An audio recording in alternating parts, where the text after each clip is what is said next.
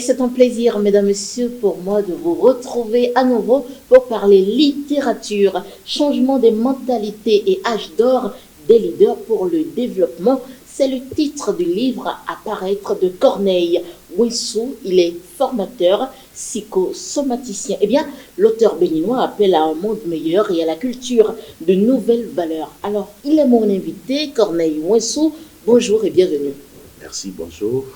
Alors, Monsieur Corneille Ouessou, que mettez-vous dans le terme changement de mentalité? Une chose qu'on a toujours appelée depuis plusieurs années de tous nos voeux, mais qu'on n'a jamais véritablement senti. Oui, justement, ce n'est pas facile parce que tout le monde, tous ceux qui écrivent des essais ne parlent que de ce que les chefs d'État doivent faire, ce que les citoyens doivent faire, alors que ce qui est plus important, Oui. Il y a l'échelle être, faire et avoir. La qualité de qui nous sommes, l'être, nous conduit à la qualité de nos actions. Alors, on est tranquille. Et puis, tout ce qu'on peut avoir en aval, c'est dire l'abondance.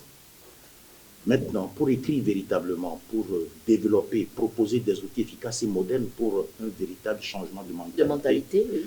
Il faut maîtriser 3 aspects. Premier aspect, notre mental, on dit corps, âme et esprit. Notre mental, c'est dans notre mental qu'il y a le cerveau.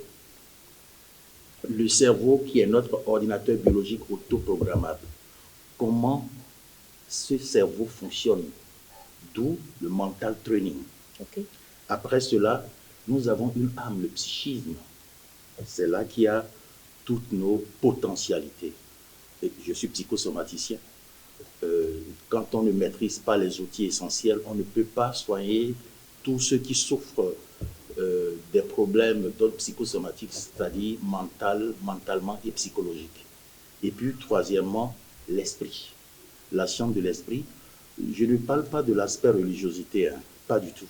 Mais comment l'esprit fonctionne. Dieu nous a dotés de ce principe universel-là, qui crée, qui a le pouvoir illimité de création ou bien de créativité. Voilà. Donc ces 3 mises ensemble, on est obligé de comprendre que ça marche. On ne peut pas prendre un aspect et laisser l'autre. C'est pour ça certainement que beaucoup de gens n'ont pas beaucoup écrit sur le changement de mentalité. J'ai eu la chance, le hasard n'existe pas, sans fausse modestie.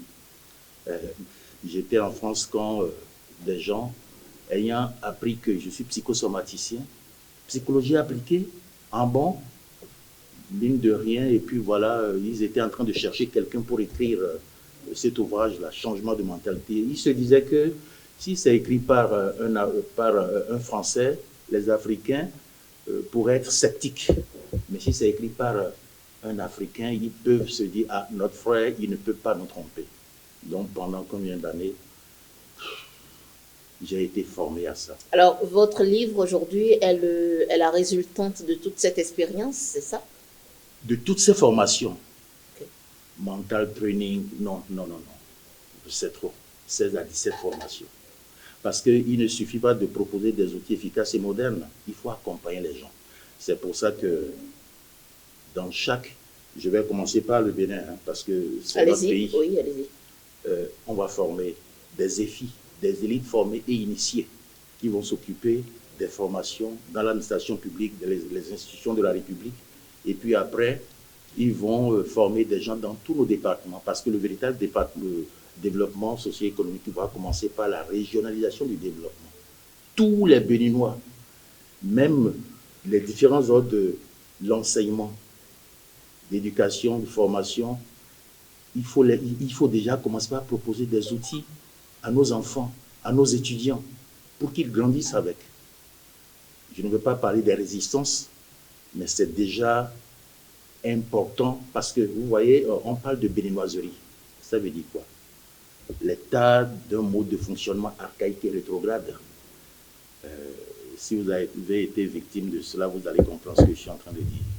Il faut changer cela parce que Victor Hugo dit que le bonheur commence à partir de la tête. Ma prochaine question pour vous, c'est comment est-ce que va se passer ce changement de mentalité? Oui. Quel mécanisme proposez-vous à travers votre livre? C'est naturel, c'est tellement simple. De quoi s'agit-il? Oui. L'usage que nous faisons du premier pouvoir dont Dieu nous a dotés, le pouvoir de la pensée. L'usage de qualité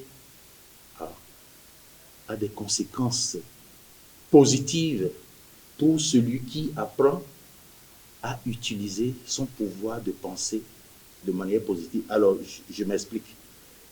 Sur le plan du mental, il faut que ce qui est positif triomphe de ce qui est négatif. Sur le plan moral, il faut que le bien triomphe du mal. Sur le plan scientifique, le vrai doit triompher du faux. Et enfin, sur le plan spirituel, l'amour doit triompher de la haine. Et à chaque instant, et voilà que nous avons déjà hérité un certain mode de fonctionnement qui n'est que le produit d'un conditionnement social et historique. Il faut du temps, mais ça prend. Et quand ça prend, alors, rien n'est facile, mais tout est possible. Est-ce que vous croyez que l'approche aujourd'hui que vous proposez aura un certain écho dans le contexte qui est le nôtre? Eh oui, je le sais. C'est très souvent parce que les gens ne savent pas les avantages qu'il y a dans le changement de mentalité. Le changement de mentalité a tellement d'avantages bénéfiques, à savoir le bien-être. Le bien-être. Vous savez, Dieu nous a déjà doté d'un vaccin naturel. Oui, un vaccin naturel qui est l'ensemble de notre défense immunitaire. Vous voyez quelqu'un qui suit son mode de fonctionnement et le ricochet de tout ceci, c'est quoi? C'est qu'il fait l'économie de son énergie vitale. Et je peux vous dire, par exemple, que ce qu'on appelle âme n'est que le paratonnerre de notre corps physique. Ça nous protège. Et dès l'instant où vous n'êtes pas en train de vous énerver, vous n'êtes pas anxieuse, vous n'avez pas ce qu'on appelle les intrus psychiques, tous les jours, vous faites l'économie de votre énergie. Alors, une fois que le paratonnerre est bien protégé, est-ce que vous avez vu un fou tomber malade? Ils ne sont pas dans notre dynamique de fonctionnement. Les bébés ne tombent pas aussi malades. On parle de pandémie, mais ils sont acceptés. Les enfants qui tombent malades ne sont pas nombreux. Ça veut dire qu'il y a d'abord le bien-être qui est garanti, mais il n'y a pas que le bien-être. Hein. Ce qui est plus important, c'est que l'intuition. L'intuition. Or, l'intuition, il est tellement important. Ne pensez pas que c'est seulement les pasteurs, les vrais, qui ont l'intuition juste. On dit que l'intuition voit toujours plus vite que les yeux, la raison, et ne se trompe jamais. Vous voyez, nous commettons tellement d'erreurs dans notre mode de fonctionnement que quand vous suivez ce processus et que votre intuition se développe, on n'aura plus certaines opportunités. Vous voulez sortir et votre voix va vous dire non, ne sortez pas. Ce n'est pas quelque chose qu'on entend, hein, mais le non est péremptoire. Ça se sent. Notre âme est dans ce que nous ressentons. Dès l'instant où, parce que votre âme sait déjà que vous allez faire un accident. Par contre, oui, sortez, sortez, sortez. Et vous sortez, puis fortuitement, vous rencontrez un monsieur qui est à la recherche d'une dame ou bien de quelqu'un qui fait votre métier. Vous allez dire que coïncidence. Non, c'est parce que en vous-même, il y a cet esprit et qui vous pousse à rencontrer, à faire ces rencontres-là. Changement de mentalité, âge d'or des leaders pour le développement. Oui. Je vois comme une ode à la spiritualité. Non, mais nous avons, je vous ai déjà dit, oui. Nous avons un cerveau qui est l'aspect scientifique, oui. Nous avons une âme et puis nous avons un esprit. Donc, dans votre livre, vous êtes très appesanti sur l'aspect... Tous les outils scientifiques, tous les outils psychologiques et tous les outils spirituels. Okay. André Malraux ne disait-il pas que le 21e siècle sera spirituel ou rien? Il a dit, qu'est-ce que vous pouvez faire sans votre esprit? Et vous voyez, ceux qui souffrent de dérèglements mentales et autres, là, c'est parce que leur esprit est perturbé. Donc, quand vous êtes lucide et que dans votre mode de fonctionnement, vous respectez certaines lois naturelles, d'aisance divine, mais tout est gagné déjà d'avance. Alors, auteur béninois de livre Changement des mentalités, âge d'or des leaders pour le développement, dites-moi, les leaders dont vous parlez, ils sont déjà nés ou vous les appelez à naître? Ce que je voudrais dire, c'est quoi? Le véritable changement, la porte du véritable changement s'ouvre de l'intérieur. Vous voyez? Oui. Et quand on dit que dans le film, là, Le Secret, la loi de l'attraction, oui, chaque jour, 60 000 pensées traversent notre tête. Et puis, ce n'est pas toujours des pensées que nous désirons. Dès l'instant où le leader, le guide, qui a en charge des hommes, des entreprises, ou bien carrément un ministère, je ne sais pas, ou bien une société d'État, ou un pays, ce qu'on appelle l'âge d'or, c'est l'âge de dépassement de soi, l'âge de maturité, parce qu'on ne finit jamais d'apprendre. On parle même de maturation, de la maturité. Quand vous ne respectez pas ces choses-là, et que vous êtes dans votre conscience spontanée, pathologique, on réagit, et puis on prend des décisions qu'on ne doit pas prendre. Mais quand vous respectez ces outils qu'on propose, ces outils efficaces et modernes, qui ne relèvent pas forcément de tout ce qu'on entend à l'église, pas du tout. Je ne parle pas de l'aspect religiosité de la spiritualité. Spiritualité au sens noble du terme. Je me pose la question de savoir pourquoi cette science n'a pas été inventée ou bien développée. La science de l'esprit. Est-ce que vous pouvez nous parler de un ou deux outils très facilement utilisables? Oui. Par exemple, bon, on parle de quoi? Du réchauffement climatique, tout le monde court, mais est-ce que vous savez qu'il y a une écologie intérieure? Non. Ah, ne serait-ce que la capacité à maîtriser une respiration profonde. Je dis bien une respiration profonde. Vous voyez le Soleil? Le Soleil est à 150 millions de kilomètres de la Terre. Et en 11 ans, on dit que le Soleil respire une fois. Expiration, inspiration, une fois. Parce que vous rejetez gaz carbonique, tout ce dont vous n'avez plus besoin, et vous prenez le temps d'assimiler à travers chaque inspiration de l'oxygène et beaucoup de choses dont votre corps a besoin. Est-ce que vous me comprenez? Oui. Donc, et à partir de là, on dit ceci, la puissance de l'autosuggestion. À chaque expiration, qu'est-ce que vous pensez? Quand je rejette, quand j'expire, je rejette tout ce dont je n'ai plus besoin. Par contre, quand j'inspire, je reçois la paix, ceci, cela, tout ce qui est positif. Ne serait-ce que la prise de conscience de cette respiration, qui n'a l'air de rien apparemment, mais quand un professionnel vous propose tous les outils qui accompagnent la respiration profonde, les bienfaits, non, on ne peut pas en parler. Quels sont les avantages, est-ce qu'on pourrait en parler avant de mettre un terme à cette émission, les avantages d'un réel changement de mentalité aujourd'hui pour nous, habitants de la Terre? Donc parlons d'abord du Bénin et puis de l'Afrique. Quand on change, je ne sais pas si vous n'avez pas été victime un peu de ce que nous appelons tous la béninoiserie. Jalousie malveillante, méchanceté, mesquinerie.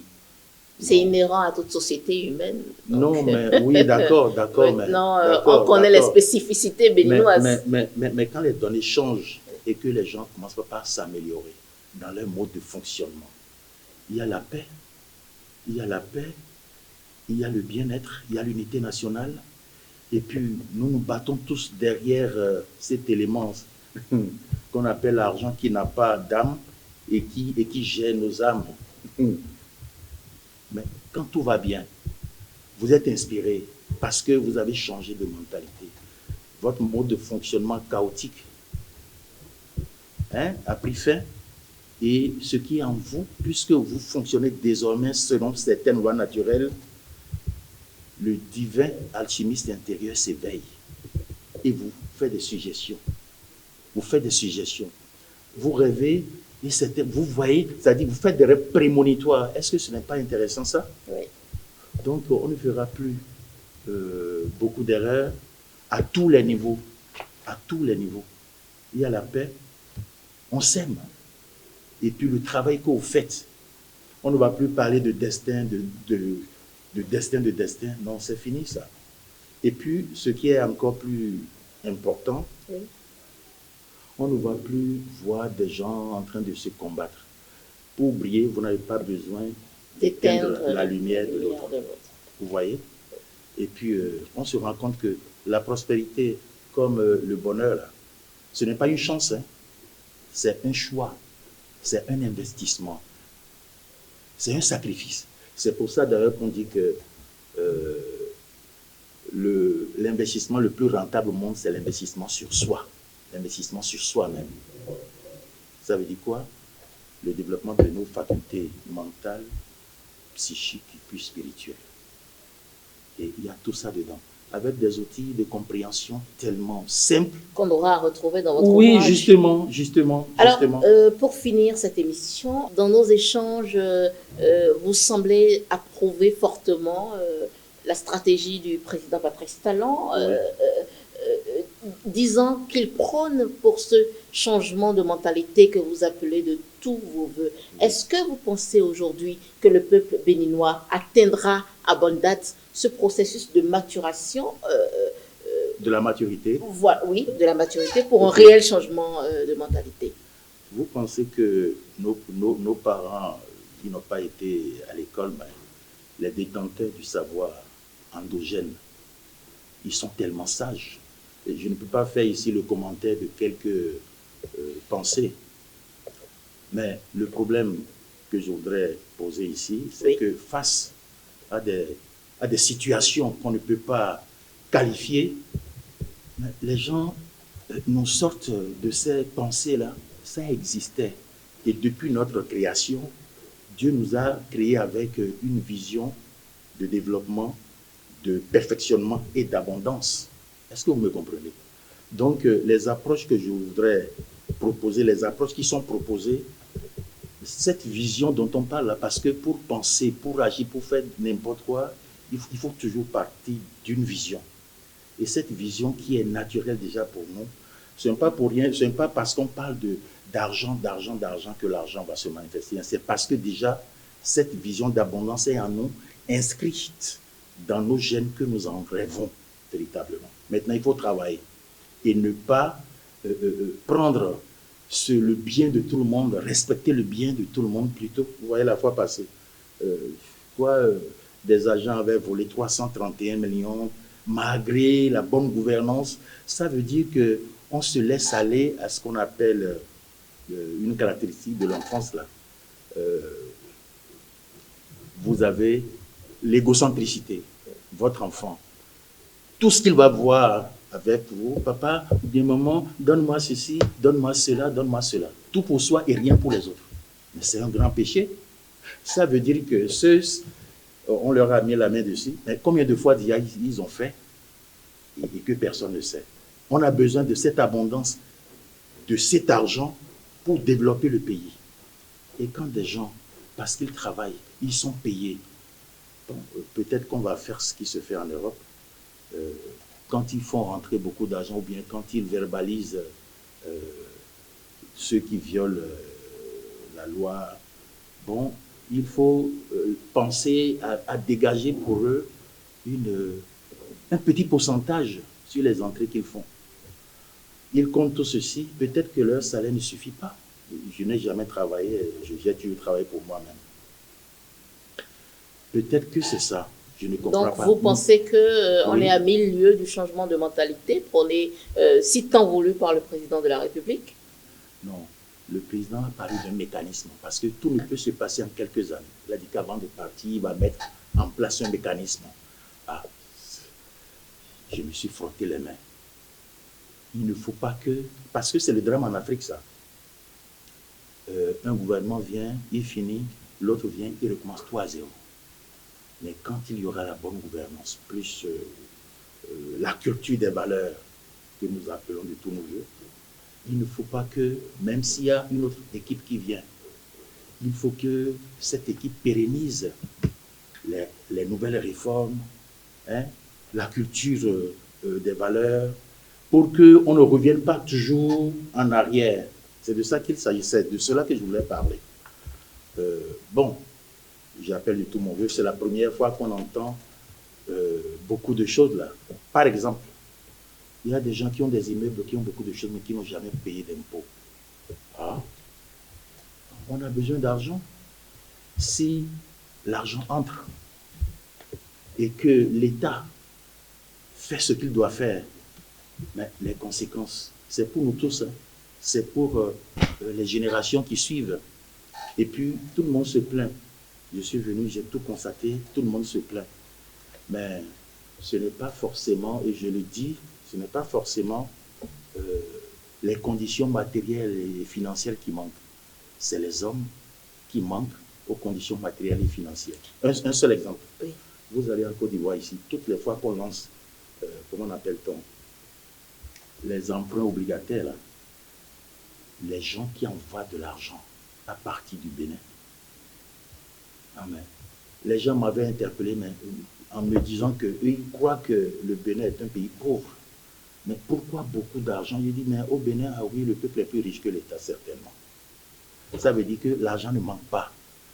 Beaucoup de personnes laissent leur argent à l'étranger, alors que s'il y a une bonne gouvernance et qu'ils peuvent mettre cet argent dans les entreprises, hein, en amont, on développe les forces productives dans tous les départements. Il ne manque que l'argent. L'État a beau dégager 100 milliards, mais je dis que c'est peu par rapport à nos besoins.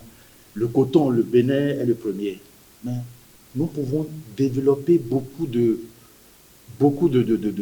ressources agricoles, quitte à, en amont, procéder à ce qu'on appelle culture extensive et intensive, et en aval des machines ou bien des industries de transformation. Le Brésil a pris par là et fait Lola en 10 ans. On a vu ce que ça a donné. C'est ce que je voudrais dire. Voilà, nous sommes au terme de cette émission. Vous avez un mot de fin? Non, mais je ne souhaite que ce processus participatif et inclusif. Mais ce qui me fait mal, c'est que beaucoup de gens, les résistances au changement, si nous pouvions cultiver l'humilité. Et l'humilité, vous savez, c'est l'unique et vraie sagesse qui nous prépare tous à tous les changements qualitatifs pour un véritable développement. Oui, j'ai mon agrégation, j'ai ceci, ce n'est pas de ça qu'il s'agit. C'est une renaissance. Et c'est dans cette renaissance-là que chacun peut gérer mieux son bien-être et puis ce qu'on appelle bonheur là, prospérité partagée, tout le monde peut veiller à ça, tout le monde peut gagner. On voit les pays plus développés que le nôtre. Le président a dit que il ne voit pas même les pays africains, il voit les pays européens, sa compétition. Il y a 30 ans, 40 ans en arrière, ils n'ont pas le niveau de développement qu'ils ont aujourd'hui. Mais pourquoi ne pas aussi rêver? Rêver grand.